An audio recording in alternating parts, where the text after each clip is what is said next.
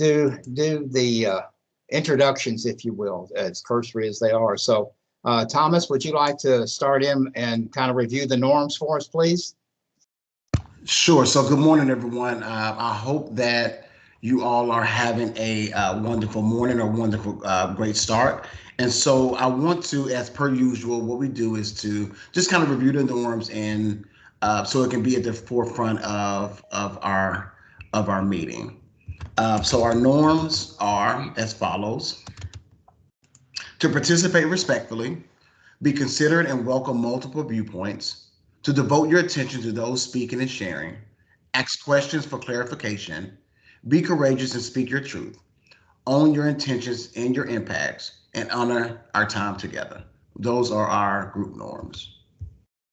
Thank you, Thomas. And Dr. Williams, if you don't care, I know you're super duper, as we all are, excited about August. So can you kind of update us a smidge on what's going to be happening in August? Yeah, so as you all can remember that we early on we spoke around the open us having open seminars, and if you've had an opportunity to look at your agenda at the bottom, you notice that for August 28th we will have our first open seminar. And so, what does that mean? That means that we're inviting your colleagues throughout the state to participate. With these seminars, these great seminars to learn and to take back to their perspective schools and districts. So we strongly encourage you all to tell your colleagues about it and please invite them. We will be sending out a press release on Kentucky Teachers and other platforms where they'll be able to participate. So the set for the Saturday for the open seminars we have maybe four, I believe four seminars throughout the year that will be open, and those dates are August 28th, December 18th, May 28th, and July 30th. So those are the dates where we will allow others outside of this cohort to come in and to participate with the seminar from 10 until 12. Also during these seminars, you all and also the those outside of the cohort will be able to receive ELA credit. So that's very exciting as well. So our first seminar, open seminar, is August 28th, which is next month, and we're very excited. Please spread the word and be on the lookout for a press release that will go in depth around what it will look like. Okay, thank you, Dr. Williams. And I would also like to share an update, and that is that we have the, as you are aware, there are 3 universities that are partnering with the Kentucky Leads Grant, and those are Murray State University, Morehead State University, and Western Kentucky University. And we have over the months have been working closely with a contact from each of those universities. And all 15 of you all have done your part and enrolled and are moving along in your programs, in your leadership programs, and also your DOSE program. So I've asked them to come in today and introduce themselves, to put a face with a name. And the extra added attraction is I'm excited to share with you, because of the individual differences in each of their programs, as each university has their own way of doing things as far as pursuing additional degrees. They will be following up. I've asked them to follow up with their particular set of students in a virtual call. So you can, if you will, save your specific questions and comments to those sessions, and they will be reaching out to you in a very short time. And so without further ado, if we could at least work our way through the rest of the agenda, and then we'll come back and hear from the IHE's contacts. Becca Adkins is going to be, as you are aware, we have our Padlet activity, our poll activity, and she's going to be leading us with that. And then we have our guest speaker, and Mr. Jared Sloan from, he's an exceptional child specialist with the Office of Special Education and Early Learning. So he's going to be providing us some very valuable information on physical restraint and seclusion. And after that session, we will have a break. And then we will do our activities with our 3 facilitators, with our breakout rooms. And you all are, again, comfortable with that situation. We really appreciate the community building and the interaction and how those rooms are working. And then Becca will come back and share out the highlights of that. And then Dr. Williams and myself will wrap up and kind of give you a few reminders, and we'll talk a little bit about the evaluation and go home for another Saturday so, as promised, let's go back to the contacts from each of our partner universities. And if it's, I see Dr. Sullivan and I see Dr. Knoll. So, Dr. Sullivan, if you'd like to go first and talk a little bit about your program and yourself, that would be wonderful. All right, certainly. Thank you. Hello, I'm Stephanie Sullivan, and I retired from a 27-year career in Graves County as a teacher, a counselor, and an elementary school principal. So this is my 5th year at Murray State University, and I am the coordinator of the Ed Admin program. So to talk about our Director of Special Ed program, just to give a few highlights, often it is built upon our principal program. However, we now have an option that you can do DOS only, and that's 6 core courses. For just 4 more, you can have your principal certification as well. Also, if you need some electives, we do have prior learning assessment opportunities, which are a very cost-effective way to get credits. Part of our DOS program also can blend right into our EDS program, our education specialist. And then from there, we also have a bridge to our educational doctorate program. So we have many opportunities. So DOS could just be the start of your educational career at Murray State. If I know that I've spoken with many of you who are enrolled, but if you have other questions, just email me at ssullivan2@murraystate.edu. And I look forward to speaking with you. Nice to see everyone. Thank you, Dr. Sullivan, and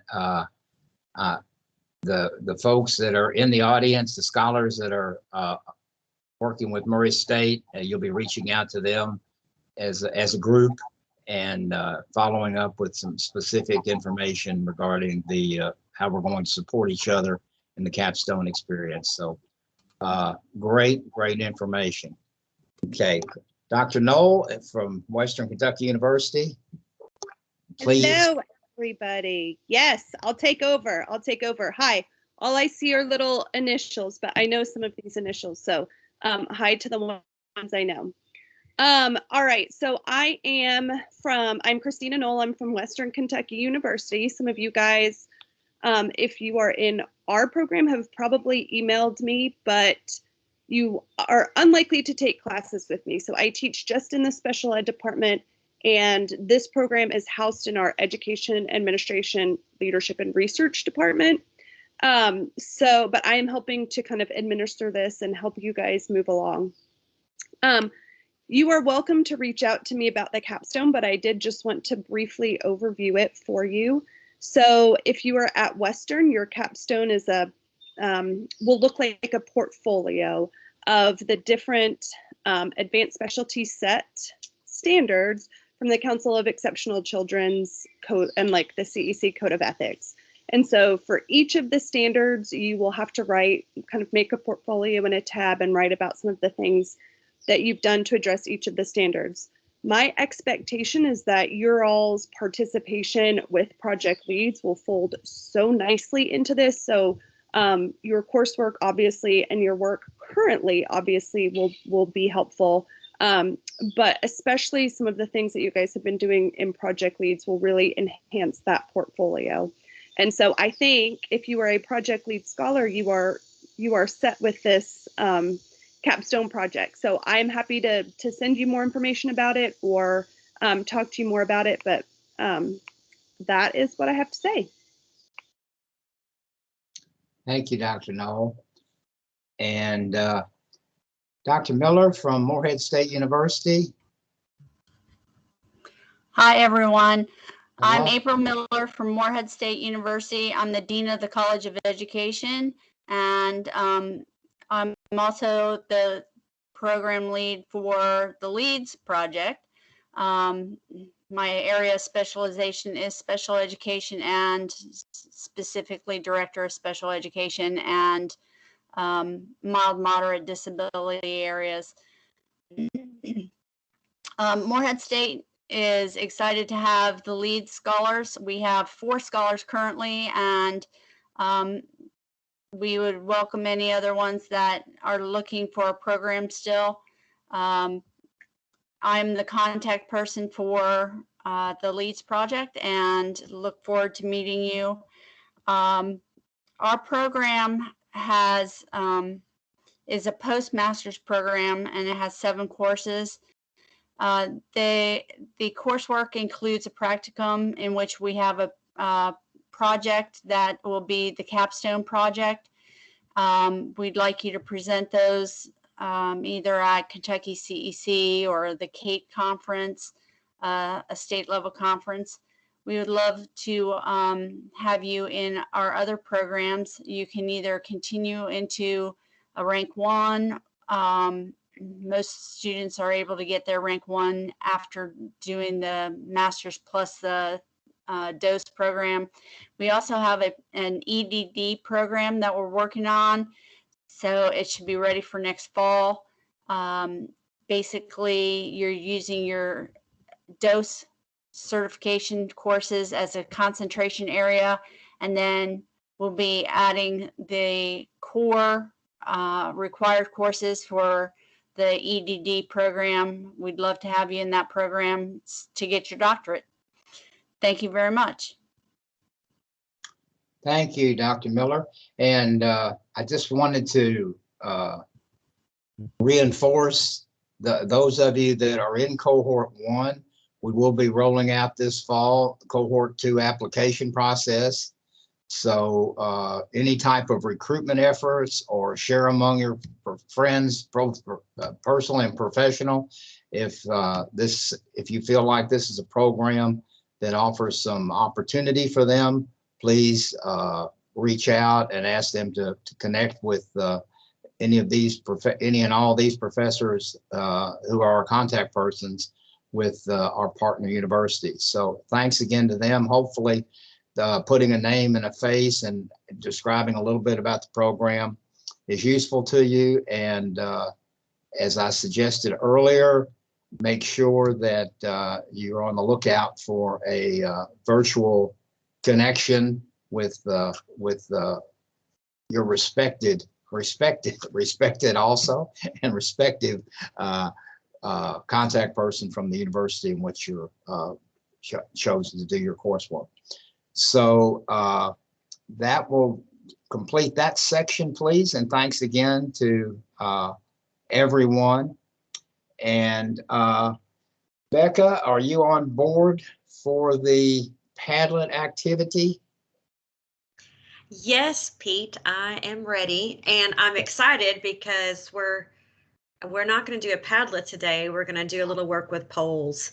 And one of the things I do love about this big switch to virtual that we've had to do with coronavirus is all of the new rollouts, that all of the new ways to communicate virtually is coming on. So if you're able to, for this activity, and if you're able and willing for this activity, I'd like to invite you to open your camera, and so we can have just a time to put faces and names together. If you're not camera ready, that's fine too. But I'm going to launch the first question, and I want you to be honest. So when you think about how you're feeling today, you're allowed to select more than one, but I would love to capture how everyone is feeling today. And it can be about the content, it can be about Saturday, it can be about school starting soon. So you are allowed to select more than one answer. I see a precious little one joining us. Allison, thank you for, for making me smile today.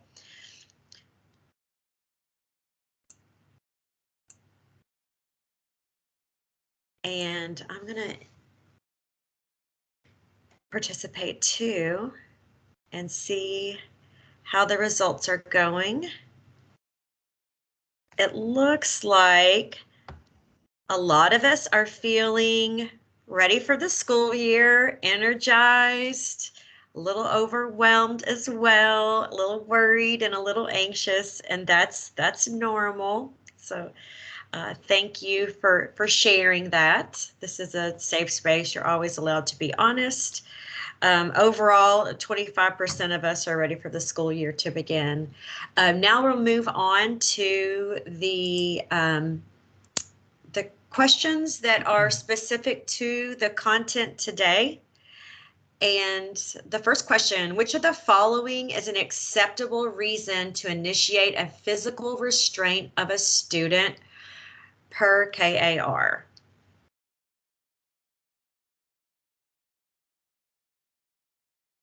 And for this one, you may only select one, and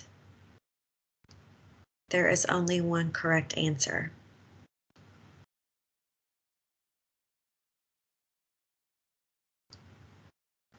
Are you guys able to see, I'm curious, are you able to see the votes as they come in? Awesome, because it looks like there are several. Oh, the majority of us have gotten the correct vote. Gotcha. Okay. We have 11 votes, 13.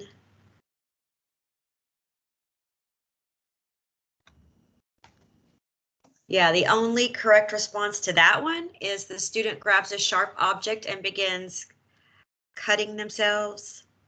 There are no options to vote for. Oh, sorry, guys. Sometimes when we have new apps and our system has to talk to your system, they're not always super friendly. So I do apologize for that. So our next question is a true or false question. And for those of you that aren't able to participate, you can type your answer in the chat and we can collect your data that way. Each school must have a designated and trained core team primarily responsible for physical restraint and seclusion.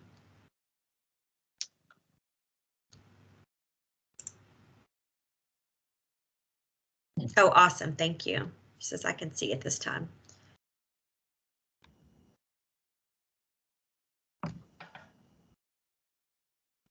And Jared, it looks like the majority of people have selected true. Is that true? Or he's given me the thumbs up. That is true. It is indeed true.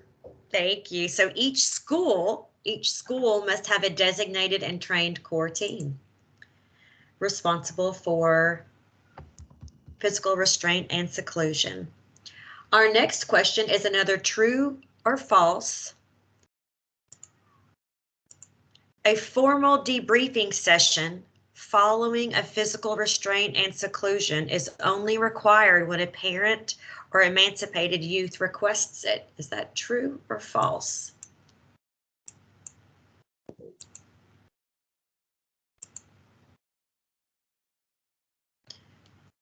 The majority have selected false. Jared, is that the correct answer?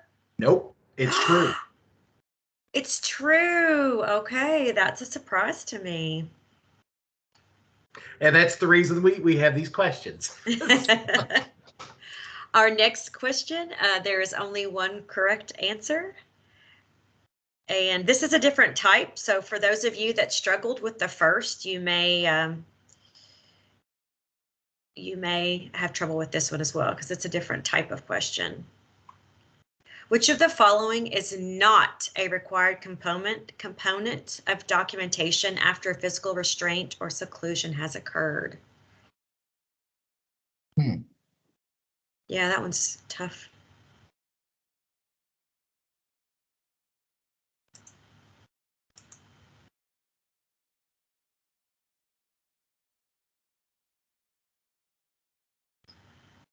The majority of us are getting it correct. It's what type of binding was used to physically restrain the student. Another larger section of us, including myself, got this one wrong, even though I have the correct answer right in front of me. A description of how positive behavior interventions will be used in the future to prevent the physical restraint or seclusion. And I feel like Jared's probably going to talk a little bit about that. So thank you, Jared. That's a misstep for a lot of us. Well, and I was told to come up with questions that were specifically a little trickier. So that one tricked me, even though I looked at it this morning. Our next question: which types of training are required by the physical restraint and seclusion regulation? There is only one correct answer.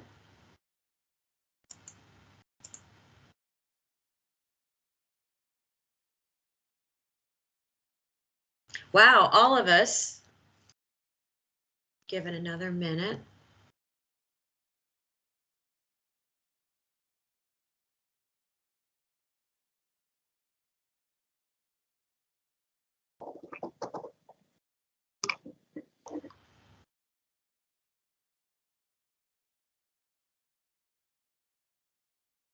So that one was tricky, Jared. The majority, 50% are getting it correct, both B and C, which is proper restraint and seclusion trainings, as well as behavioral supports and interventions. The B and C, I think the two correct things were what's tripping up a lot of people. So we need to touch on that. And this one is, now that you have answered your questions, how do you feel about how do you feel about this topic? Are you an expert? Do you know a little? Or if you're like me, I'm going to say I don't really know very much. Oh, looks like the majority of us do know a little, balanced with not very much at all. Maybe the expert, the person who selected I'm an expert, maybe that's Jared. it is. I've been answering the questions. So thank you so much for participating in these polls and these questions. I do appreciate it, and I appreciate you opening your cameras.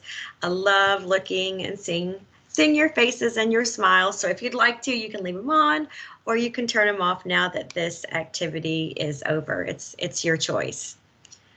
And Pete, I'll turn it back over to you. Great. Well, thank you for that. And I apologize for beating my chest about Padlet, only to find out it's a poll. So,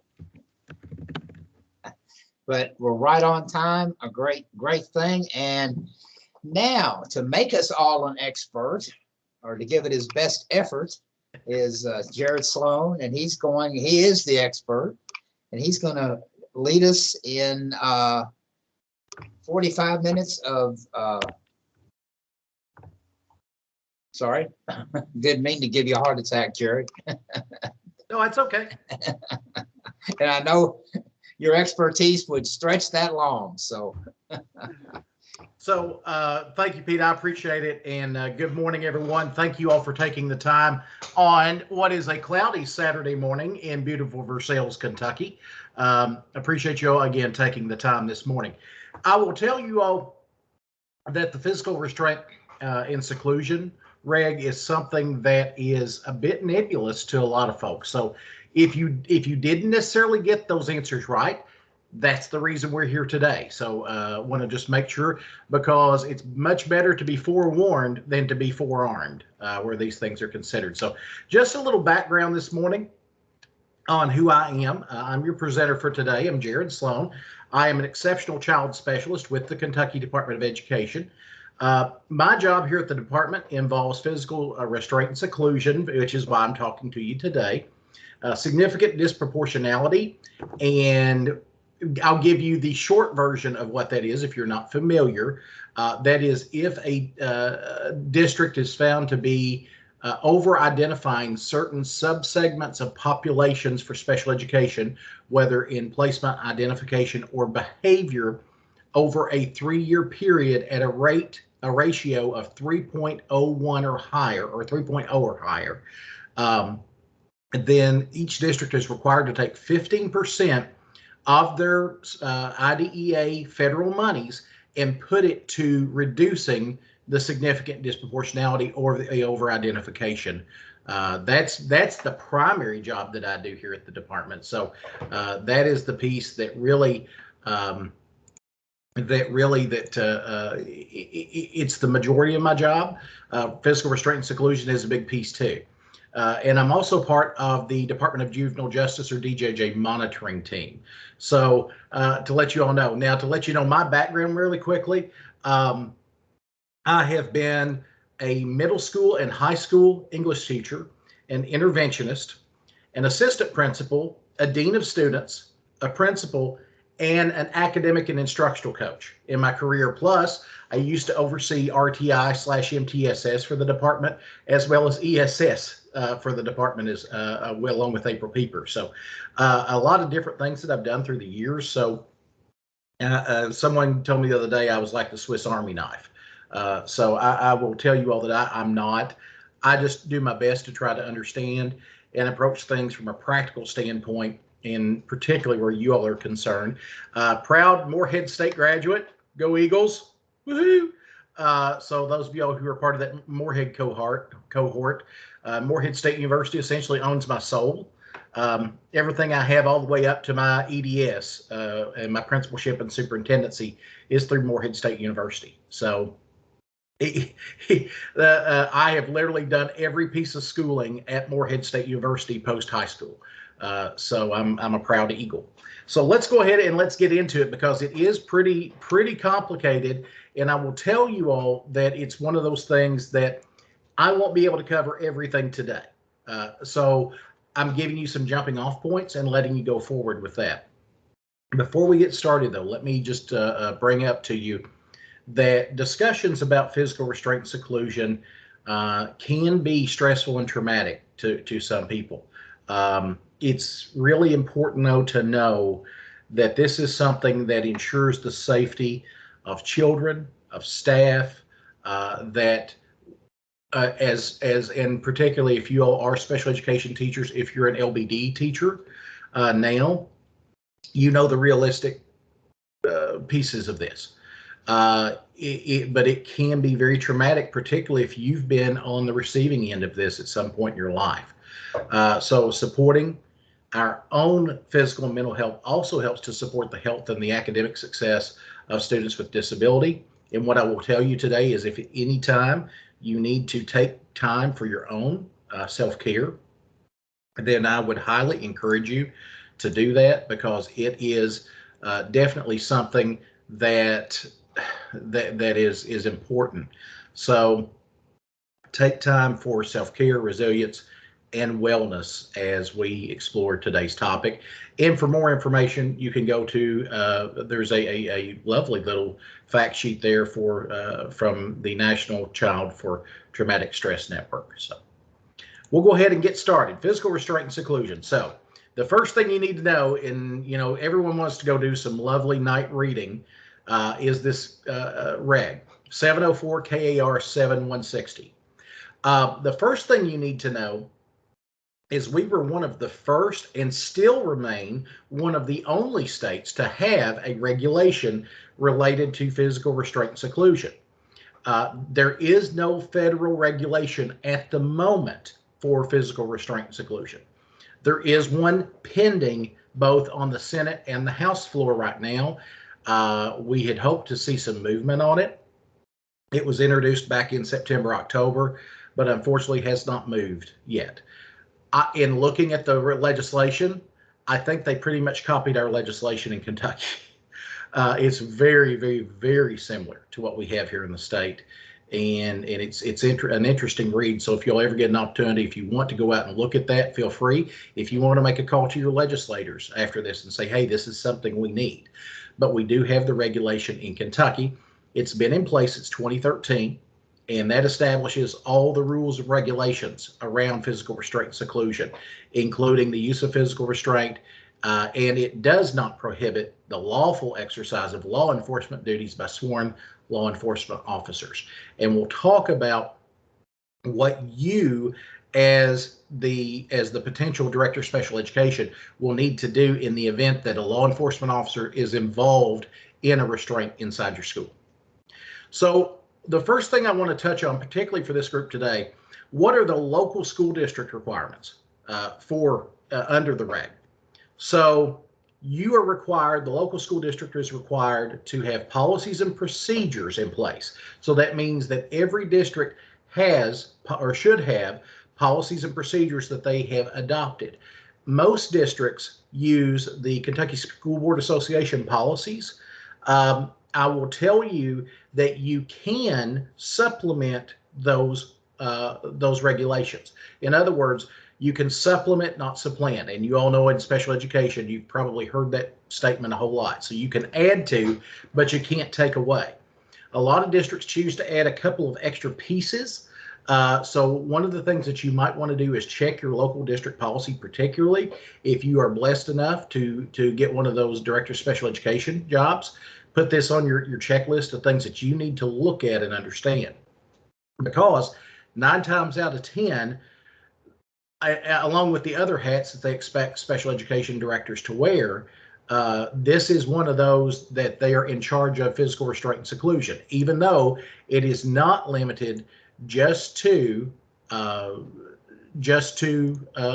the special education student. So you want to make sure that you're familiar with this policy and that you know if you're also in charge of it, because that happens a lot of times, and you'll find that you're kind of the catch-all be-all when it comes to these things. So the policies are also required to be designed to ensure the safety of all students, school personnel, and visitors. It also requires school personnel to be trained in accordance with the requirements in Section 6, and we're going to talk about that in a moment. That's one of those questions that tripped some of you all up earlier. So we definitely want to talk about that and key in on that. Now, this is one of the pieces that was in the questions. It also requires a policy to outline procedures to be followed during and after each use of physical restraint or seclusion. So let's talk about each use very quickly. So if you have a restraint, you release from that restraint and you re-engage in 5 minutes. Those are 2 separate incidences. So if you're continuing a hold within the same context, that's different. But if you have released from that restraint and left the proximity of the child, that is considered another instance and requires you to redocument, to re-notify. Each one of those incidences requires notification of a parent. So you have to do separate notifications for those. So something very important to keep in mind, and something that we don't see done correctly a lot of times in looking at local districts. So you have to have that notice to parents. We'll talk about the timeliness that has to follow that. The documentation of the event in IC, as we stand right now, it's called the Kentucky Student Information System, or CASES. I don't know if you've ever heard it called CASES, but that's what the technical name for IC is. A process for the parent or emancipated youth to request a debriefing session. Remember a moment ago when we said that formal debriefing session, an informal one can occur in that you're finding out, you're gathering information, but an actual formal debriefing session only has to occur with that parent if they requested, or the emancipated youth. So this one is a key point too.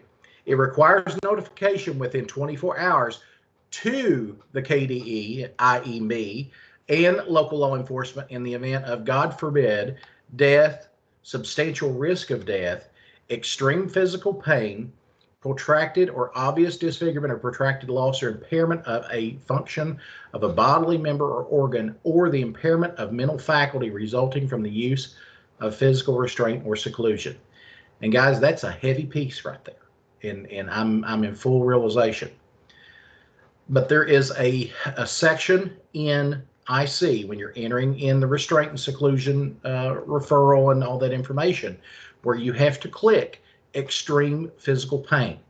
If a child has to go, unfortunately, to the hospital as a result of a physical restraint, then that is considered extreme physical pain.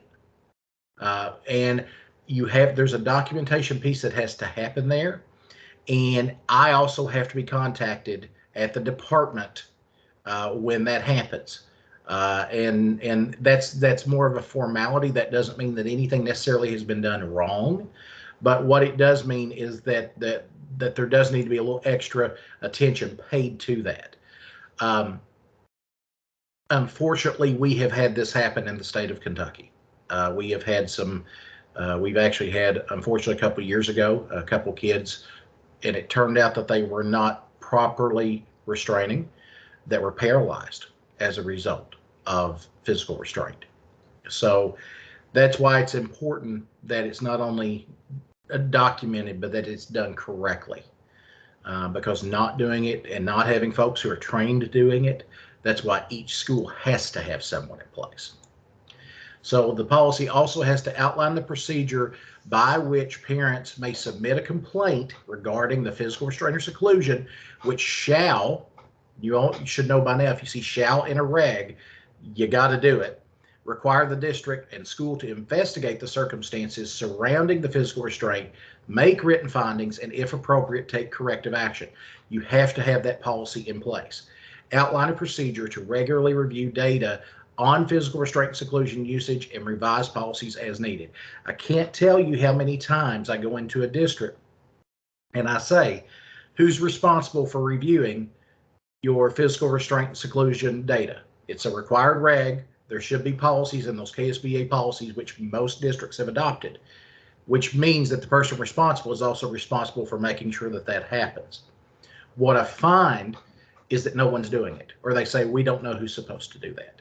So better to be forewarned than forearmed. And so you want to make sure, if you are that person, or if you are a supervisor of that person, that you are making sure that that is done the way it's supposed to be done and the way that your policies outline. Otherwise, the buck has to stop somewhere.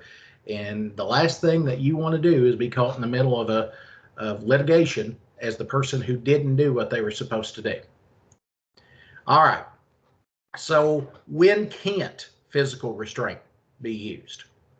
As punishment or discipline, to force compliance or retaliate. You remember the question that we had about the kid on the floor who was keeping the other kids from coming through? That's why that question was in there. So a lot of people, you have to let that kid sit there and act out and act out and act out. Only and only, and you'll hear this several times, if they are a danger to themselves or others. And when I say others, that doesn't mean a threat. That means you actually have to have a physical piece to that.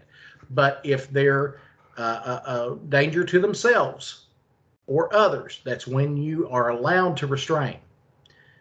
Restraint should be the absolutely, positively, end of the line, last thing you should do.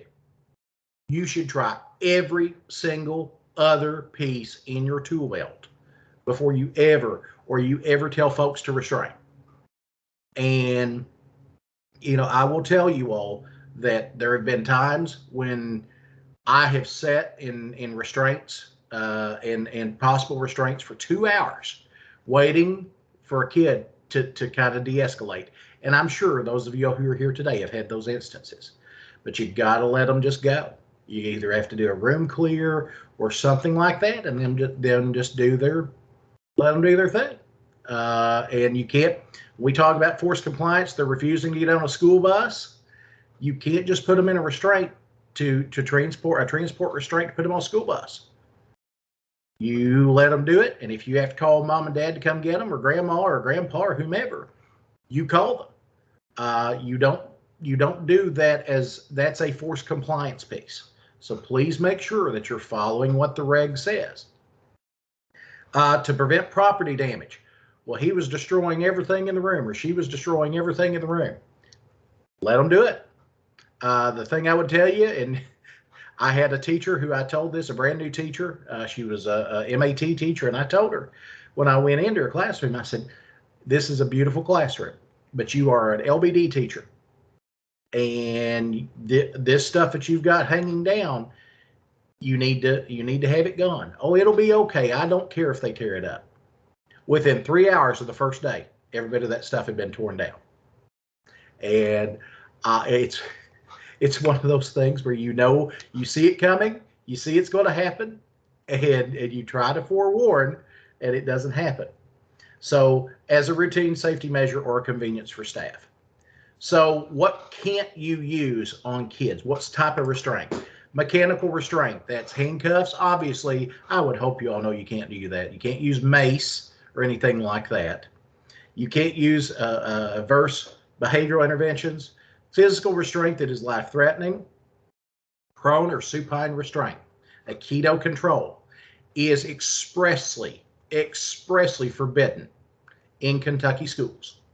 You cannot use a keto control in Kentucky schools, including in a juvenile justice facility during the course of a school day. If you are going to be in an instance where you are going to be over a juvenile justice or a detention facility during the school day, it is illegal to put a child in a prone or supine restraint. And the way that the contracts work with DJJ facilities is everyone who is on the staff is considered to be school personnel if they are present in a classroom setting or during the school day. So even if DJJ are personnel are the ones during, notice I keep saying during the school day, what happens outside of the school day is DJJ responsibility. But when they are in a school setting, prone and supine restraint is expressly forbidden, and there's even a commissioner's edict that from 2016 from Dr. Pruitt that says that it is expressly prohibited. So just even more. So also physical restraint, if they know that physical restraint is contraindicated based on the student's ability, healthcare needs, or medical or psychiatric condition, make sure you know that IEP, or make sure that your folks know that IEP. It may only be implemented when the student's behavior poses an imminent danger of physical harm to self or others. Again, that's what we keep, and you're going to hear me repeat that a couple times.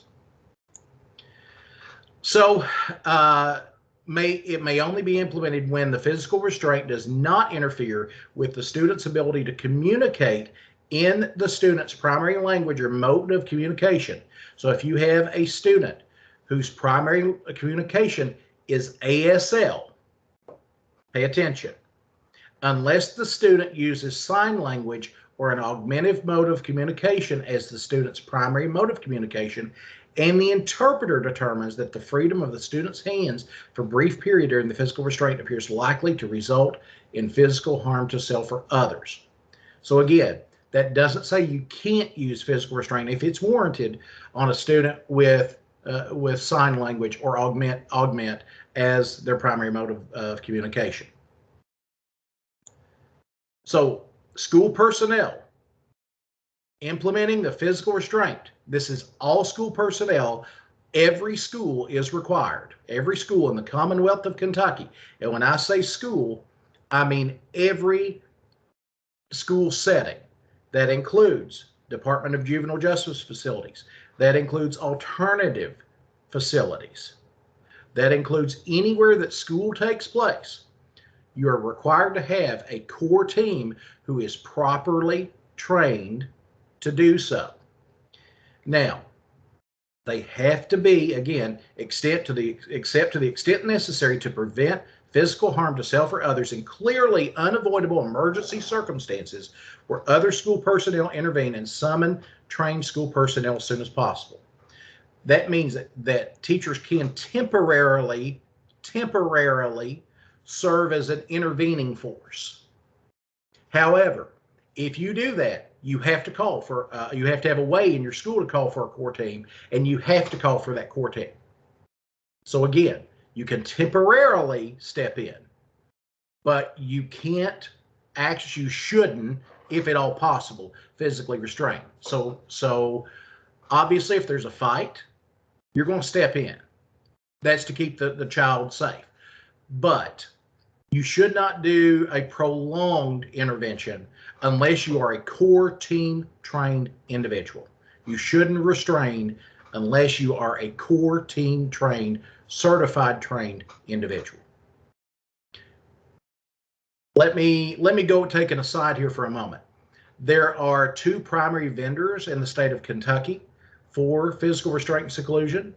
A lot of districts use either one, and you might say, well, that's, I don't know. It's JKM and CPI are the two entities that primarily train the majority of people in the state of Kentucky. However, you are not required to use one of them as your vendors, because if you're in a district with 300 kids, it's very expensive, but it is required. So let me say that to you. There is an option for someone in your district to train your folks as long as it follows the rec. However, let me say to you, when you do that, you as the trainer or your district is taking on the full liability should there be some sort of litigation. So JKM and CPI are vendors that provide the training and also provide the liability coverage so long as you follow their training. You can do it on your own in a district and save the money, but then you've got to make sure it's done 100% correctly and that you're taking on personally, professionally, the liability for implementing that physical restraint or seclusion. I'm not trying to scare you. I'm just saying these are the realities of it. So again, physical restraint shall end as soon as the student's behavior no longer poses an imminent danger of physical harm to self or others, or a medical condition occurs putting the student at risk and harm. But you must release at the earliest point of opportunity. When they de-escalate, you must step away as soon as possible.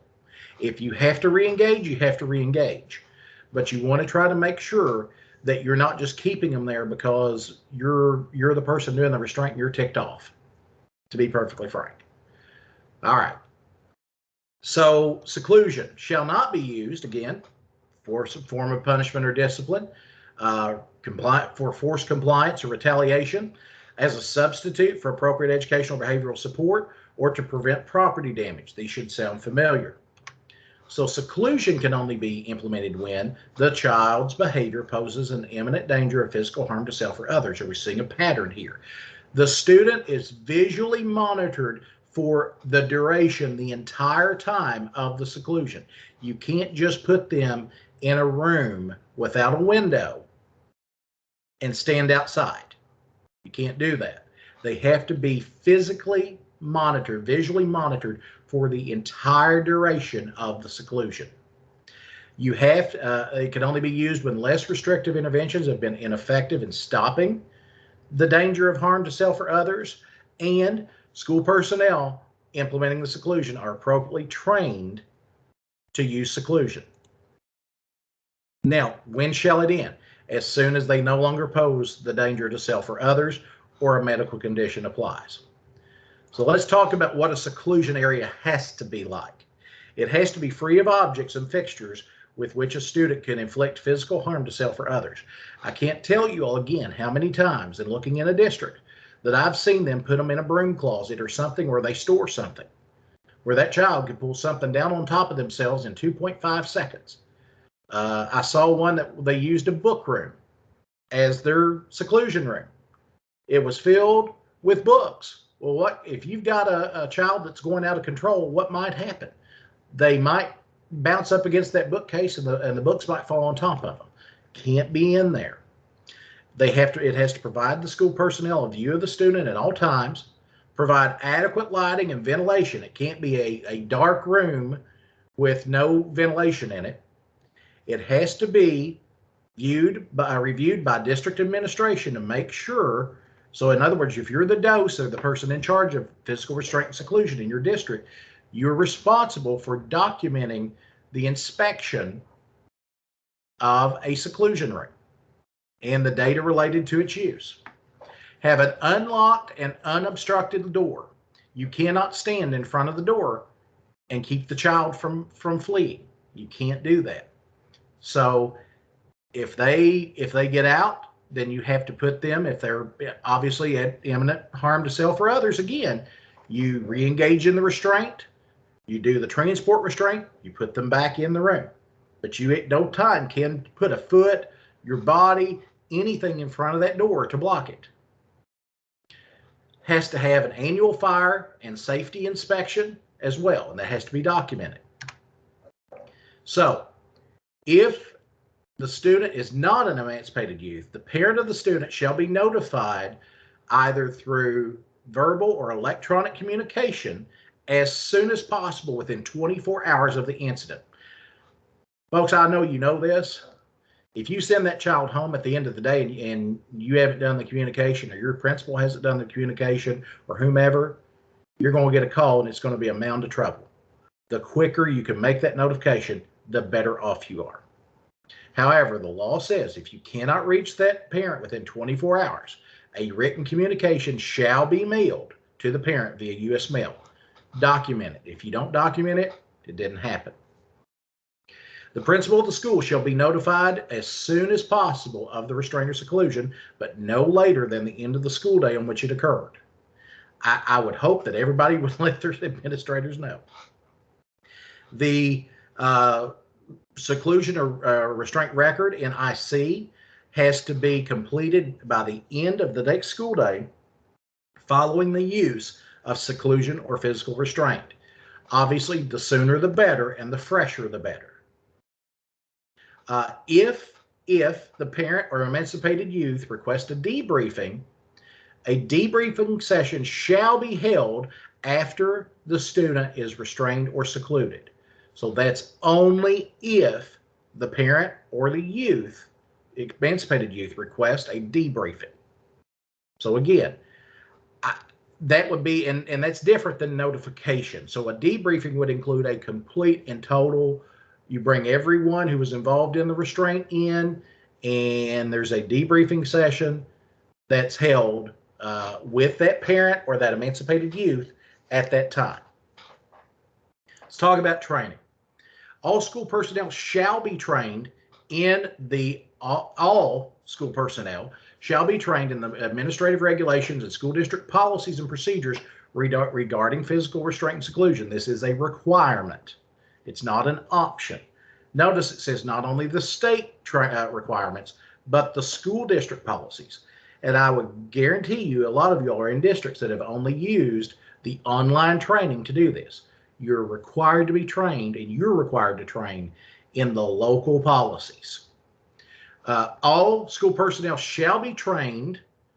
It can be virtual using web-based applications annually to use an array of positive behavior supports and interventions to increase appropriate student behaviors, to decrease inappropriate or dangerous student behaviors, and respond to dangerous behaviors. So that training has to include appropriate procedures for preventing the need for physical restraint and seclusion, including positive behavioral support, state administrative regulations and school district policies, proper use of positive reinforcement, the continuum for alternative behavioral interventions, and crisis interventions. Notice it said shall include de-escalation strategies and proper use of seclusion. Again, that state training covers all but your local policies, but there does still have to be either through a sign-off review of the handbook or something, a review of those policies with your folks, all folks in the district, all school personnel, all school personnel. Core team training. Everybody on the core team has to receive annual training. That included the COVID year. A lot of folks thought they didn't have to be trained this last year. That's not true. What that regulation said, that allowance said, was everything but the physical piece still had to be trained. A lot of folks did not follow the training the way they were supposed to this past year. So you want to be aware of that. So you may have some folks in your districts right now who are not properly certified when we're going back to school. Particularly if you're a dose right now, you want to make sure that's done. The core team, except those school resource officers and other law enforcement, have to receive training in the appropriate procedures for preventing physical restraint, a description and identification of dangerous behaviors that may indicate the need for physical restraint, and methods for evaluating the risk of harm in determining whether physical restraint is safe and warranted. Simulated experience, in other words, that's why we have to do the hands-on piece. For this year, it is not waived. You still have to do this simulated training this year. Now, with that said, there are a lot of folks who, and a lot of trainers, and I've talked to them, you can use pool noodles, you can use dummies, you can use any number of things without having to get close to a person who is unmasked or unvaccinated. So there are options out there. Instruction required regarding documentation, demonstration by core team of proficiency in prevention and use of physical restraint. Everything has to be documented by written record in each use of seclusion and maintained in the student's educational record in IC. So it has to include the documentation, the student's name, a description of the use of the physical restraint, the date of it, and who was involved, the beginning and ending time of the physical restraint, a description of events leading up to it, a description of the behavior during this restraint, a description of how you physically restrained or secluded that kid, including specific holds, a description of any behavioral interventions used immediately prior to the implementation of physical restraint or seclusion, a description of the injuries to students, school personnel, or others, a description of how the student's behavior posed an imminent danger, the date the parent was notified. And by the way, this is all in IC. This is pretty much there for you.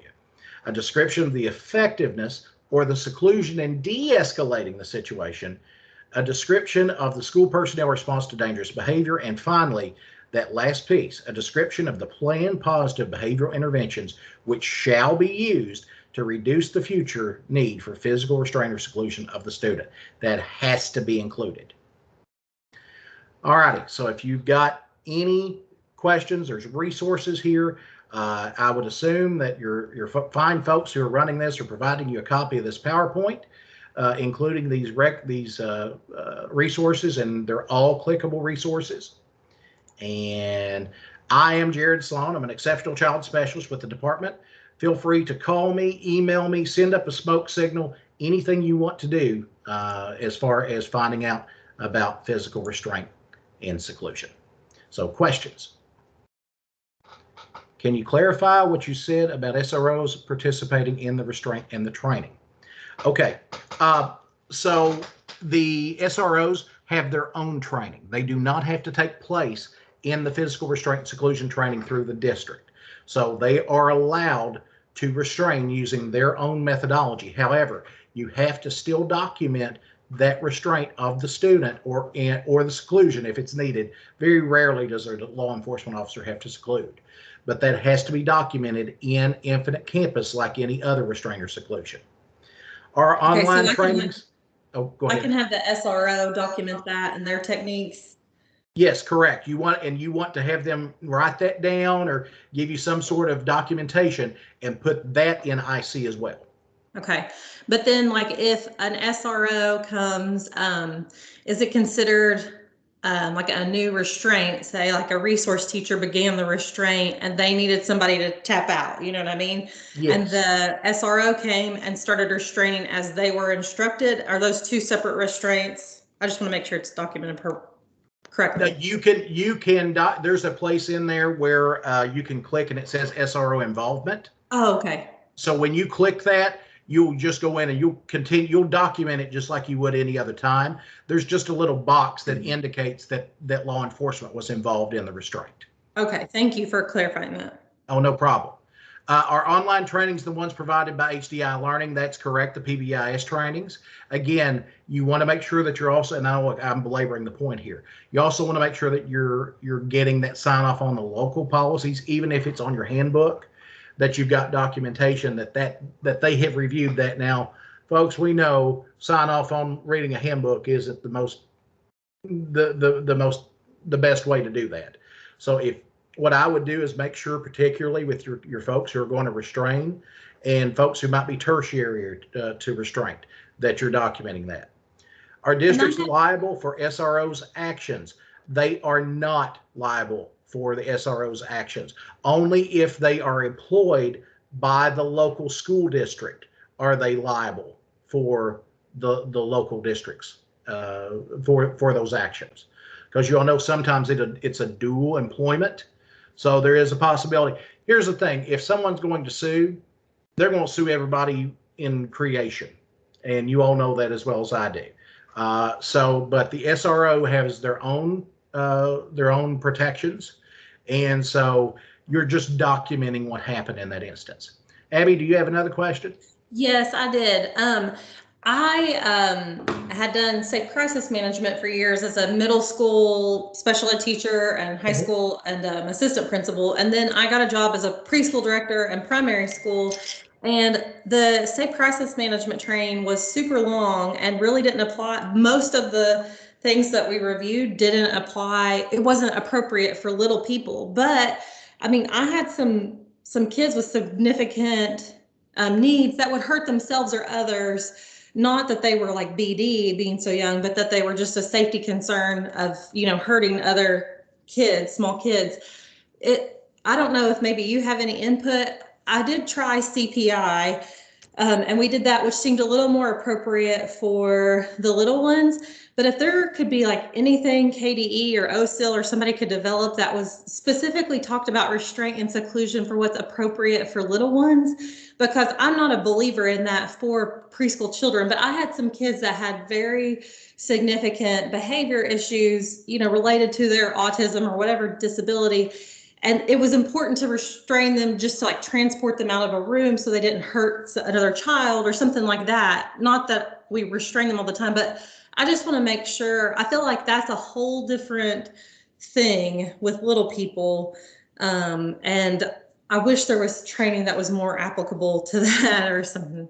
And Abby, you took the words right out of my mouth. What I hear, and obviously what we do is we oversee the requirements of the reg as far as how a local district chooses and where and when they choose to do the training is up to them. Again, and I will tell you that there was some talk a couple of years ago of some of the special education co-ops going together and developing that. I think because of the liability that they shied away from that, Okay. just rightfully so. But CPI does tend to be a little bit more friendly for smaller folks. Because the JKM seems to be more focused on like middle and high school restraint. So yeah, I appreciate that feedback and I'll be happy to pass that along. All right. Thank you very much. Yep. Wow, what a great conversation. Thank you so much, Jared. And you have your contact information on the last slide, and yes, indeed, we'll have those available to the scholars and everyone else. So yeah, I'll pop that back up there really quickly. And it is break time. So if we can, we're a little bit off schedule. How about we come back? Let's stick with our 5 minutes and let's come back at 10. Excuse me, I'm on Central Time. 11:05. Thank you.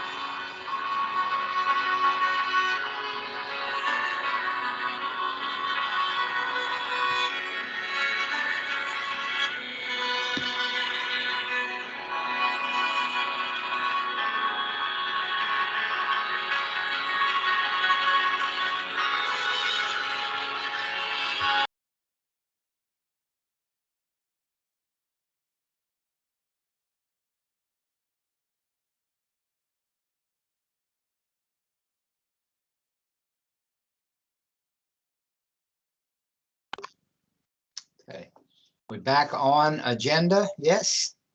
Okay, if it's time for breakout rooms, and Becca, if you would like to get us in the correct rooms, that would be wonderful. And Yes, thank you, Pete.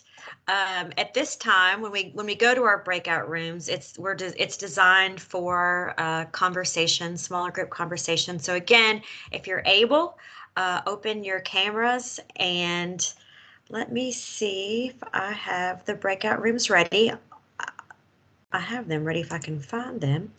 You're already assigned to one, so I'll start the rooms and you'll be sent to it. And there you'll have a conversation. And Pete, how long are we going to have them in their rooms?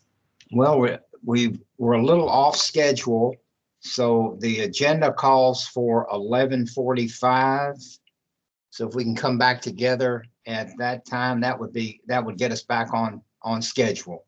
Okay, great. And I've included Jared in one of the rooms, but I've been chatting with him on the side and told him once we all come back from our smaller breakout rooms, he'll likely have a couple of questions at that time. So, but unfortunately, there's only one Jared for one room. So, but after the small group sessions, you can we'll have some more time with him. So I'm going to go ahead and start the rooms, and I'll see you at 11:45. Thank you, Becca.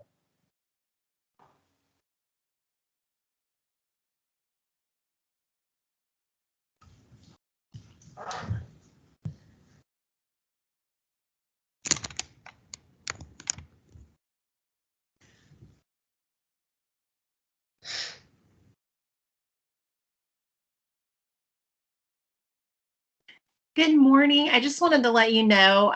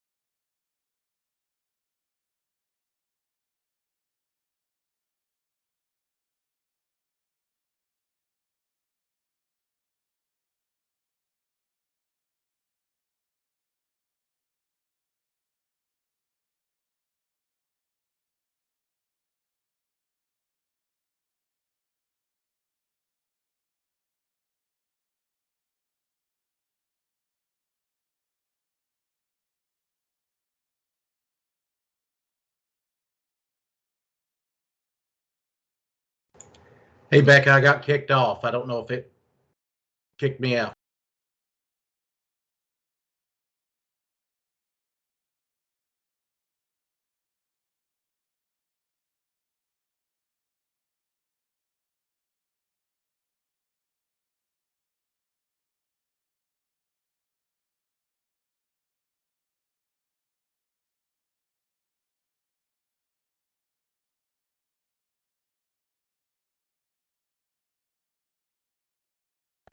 Are you there?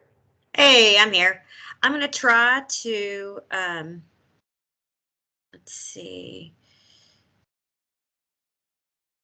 Make you a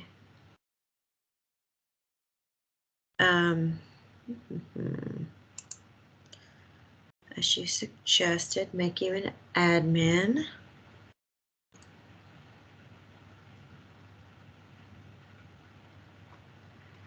When I look at the participants, are you there, Jared?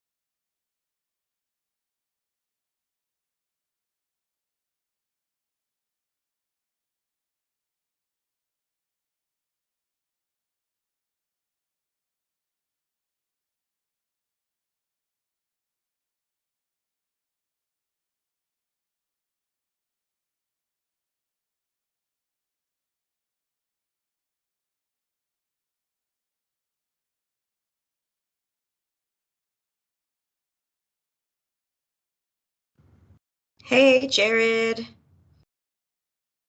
Hey, I don't know what's going on.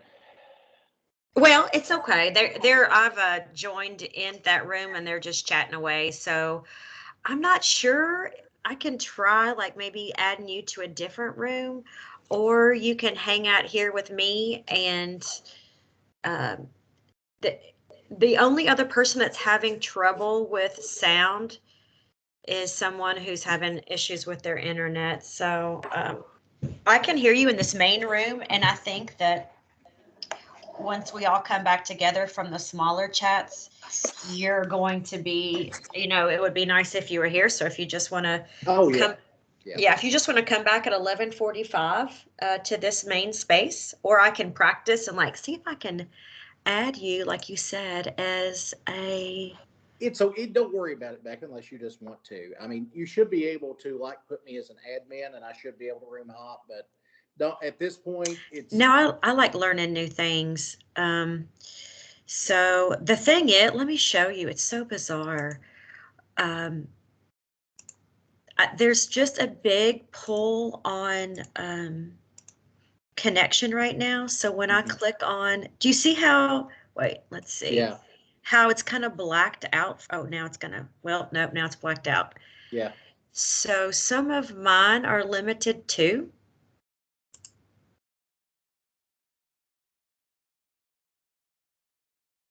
Lost you completely.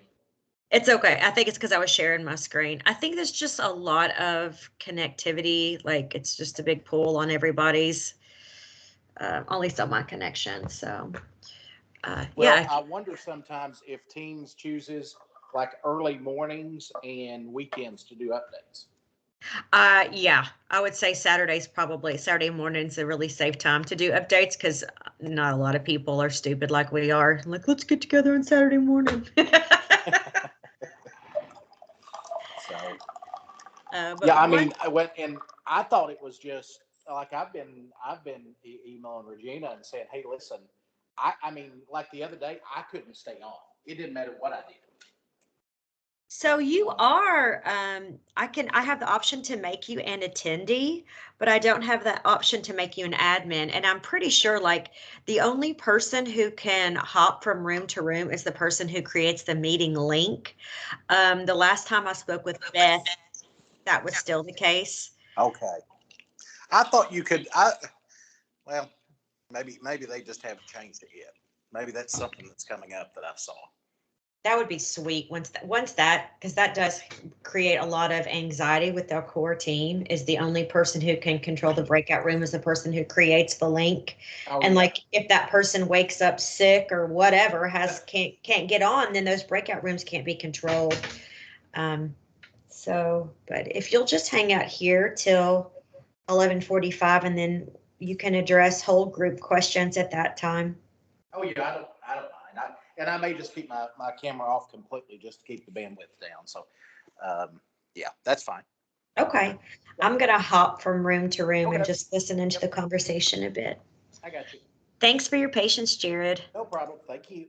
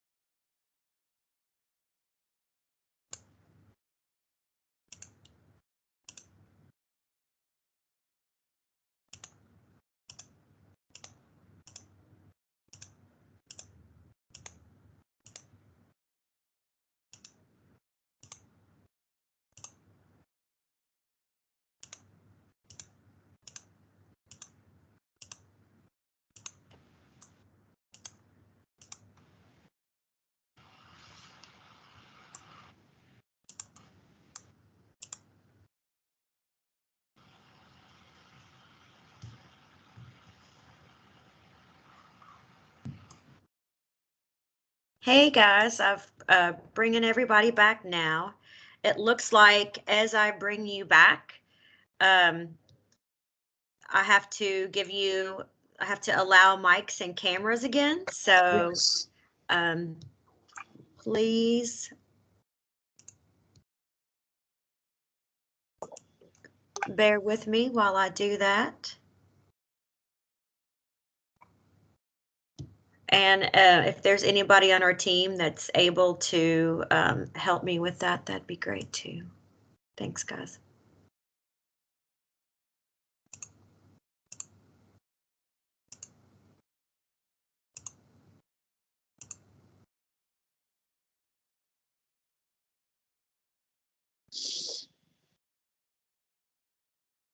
Okay, Pete, I think everyone's back Hey, now. great. And we have 10 minutes for highlighting of the conversations that we had. I jumped from room to room. They all sounded really good, and there were a lot of questions. And so I'm going to make sure that Jared, are you still with us? I am, but I'm going to do audio only if that's okay. Yeah, that's great. That's great. So if any of our scholars have any questions they would like to ask, there are several ways that we can do this. You can open up your cameras, you can raise your hand. Let's have someone, let's see, Andrea. Let's have someone from Andrea's room begin. What did you guys talk about? It doesn't have to be Andrea, it can be anyone from her room. Some key points or key questions. Well, this is Andrea. I will just briefly, and then someone from my room can jump in if they want to. One thing that we've talked about a lot was knowing the adults in your program, knowing how the adults in your program may react to restraint and seclusion, because I think that's something that we have not always looked at, kind of expected people to just do it and get over with it. Now we have, people that have experienced trauma themselves. And we want to make sure that we're sensitive to that, because that helps the kids. Because if we have someone who's all gung-ho about, laying hands on a kid, and that's a problem. And if we have someone who refuses, that's a problem. So knowing the grown-ups in your building, the adults in your building, so grown-ups, my preschool came out, sorry. Knowing the adults in your building and how they would react to that as possible. So Misty, Amanda, Allison, do you guys want to jump in with anything else? No, I think you covered it. Thanks, Andrea. It was a great conversation. It was. Thank you, Andrea. So Bill's room, if Bill or a participant from his room would like to give us a quick highlight or a question for Jared. I'll give a quick highlight and invite the scholars in my breakout room to share as well. Very similar conversations, very rich, deep, and meaningful, thoughtful conversations about this topic in the room today. I'll add there were some questions about the role of SROs and whether or not they receive training, how might SROs learn more about the needs of children with disabilities and receive this training, as well as, I think, training related to special ed. A question around, we talked a little bit about data and the fact that over half the districts in the state aren't reporting physical restraint and seclusion, and what might explain this. And so there were some conversations around that sometimes it might be confusing, the definition, understanding what the definition of restraint and seclusion is, and when does it actually occur, and when should it be documented, and around the paperwork. There's just so much paperwork everywhere, all the time, and that perhaps in some settings, it's like they don't see a need, or may not feel like it's the highest priority to document that work, and we explored that as well. I'll ask the group, Katie, Josh, Amy, Stacy. I know you shared it in the chat. Krista, Lindsay, others. Anything else you'd like to share? you covered everything, Bill. Just those gray areas that we were kind of looking at as to, when it actually crosses over to be more of a restraint and seclusion issue that needs to be documented versus it being just kind of common practice and things you do, just day to day in the school setting. Thank you, Amy. Thank you, team.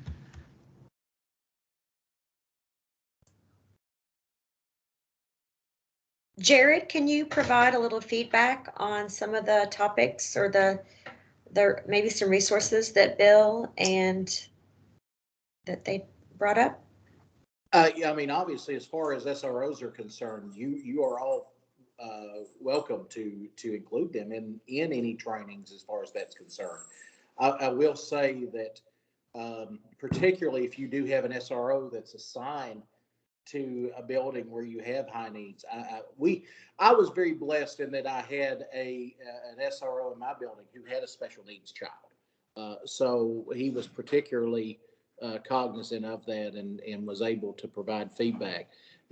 As far as it's the regulations are pretty clear that if you put a hand on a child, it needs to be documented. As far as streamlining that documentation, I will tell you that there is discussion about revisiting those requirements, but it's kind of put on hold because there might be a federal reg on the way. So that's kind of where we are right now on it. We actually last year had looked at beginning that process, but made the decision because there was the federal legislation pending to wait until we had a little bit more direction on whether that was coming down the pike. But there's going to come a point where we haven't really heard anything, and we need to move one way or the other. It's the fact of the matter is you're better off documenting it than not documenting it. So that's the one thing I would say to you. Again, I think people jump the gun just a tad bit too quickly. In a lot of cases, to restrain. So getting that message out there that it should be the absolute positively last thing that should be done, and only if it's that they're providing a threat to themselves or others. Thank you, Jared. I want to give before we run it. Very Yes, quickly, sir. just to say in that Katie has a comment in the chat as well. Oh, okay. And just want to make sure, that we highlight that this was part of our conversation too. The tendency of some adults to take student behavior personally, and that it leads to more restraints and seclusions than intended. And so we did talk about positive behavioral supports. We could talk more about trauma-informed care practices. So yes, that's a really good point, Katie. Thank you. And we just have another minute or two, so I wanted to give Kathy's group, Kathy, or if someone from her group would please share. Yeah, Becca, we had some really good conversation too. And several things that I took away from it is that we talked about that, you might have a student at one school who is, transferring to another school or moving up. And it's important to not assume that student's going to, have behavioral issues perhaps at the next school, that you should never assume. And that it's also very important that you communicate with all the staff in your building, about proper procedures and about the students who might need special assistance, that type of thing. And I had something else I was going to say, but I can't remember exactly what it was. But anyway, anybody from our group that wants to share something that you had a takeaway about?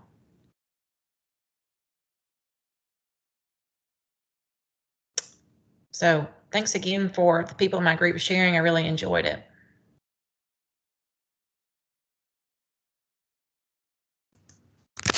Thank you, Kathy. It is 11:55 and we're trying to stick to the agenda, although I wish we had more time for this.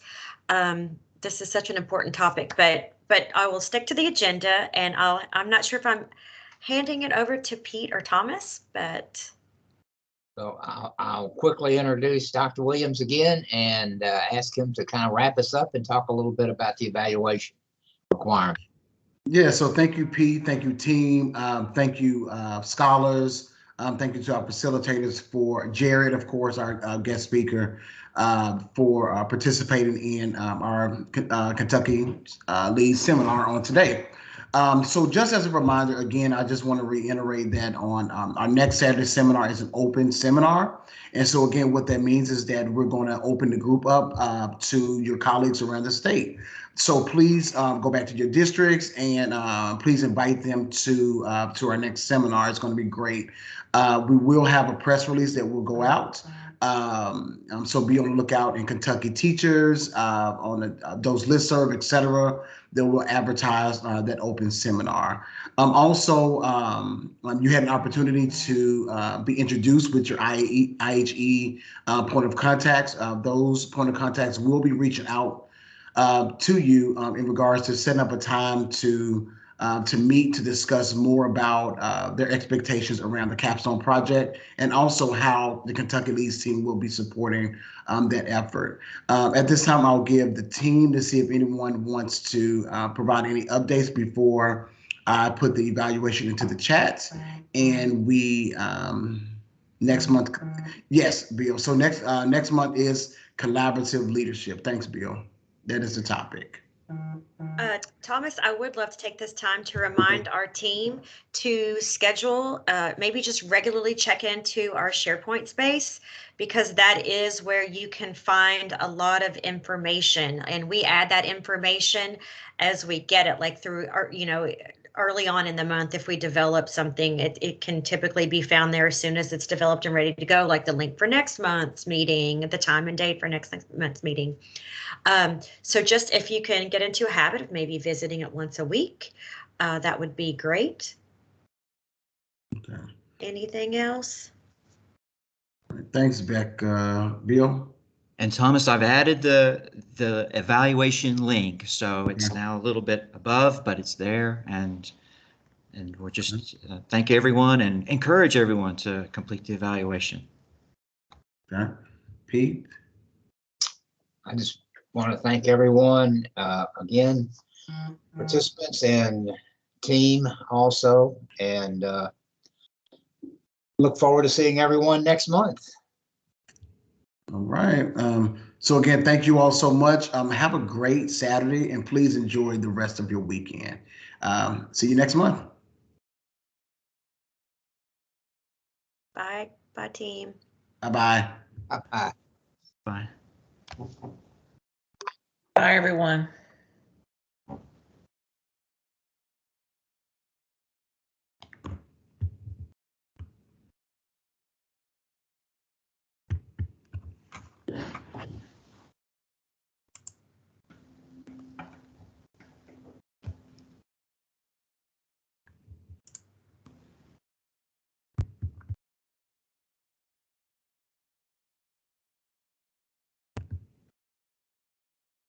It looks like it's just our team left.